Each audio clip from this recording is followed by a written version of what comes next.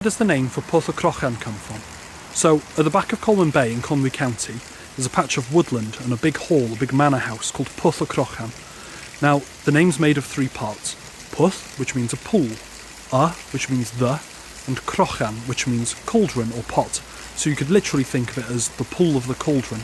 And it's named after this pool behind me, which, back in the day, when the river was a lot stronger, before all of the farms absorbed all of the water, it used to flow into it quite strongly and produce a sort of bubbling effect, which made the whole pool here look like it was full of boiling water or full of boiling soup perhaps, hence the term Pwll-y-Crochan, the pool of the cauldron.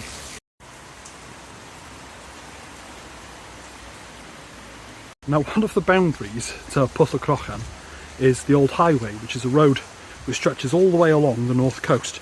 It's called the Old Highway because it used to be the Old Highway, the old main route through North Wales.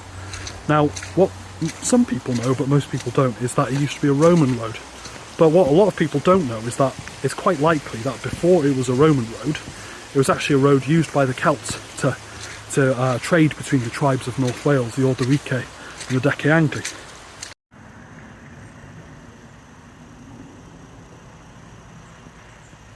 Diolch, like and subscribe, and check out my Patreon and my website if you fancy supporting me.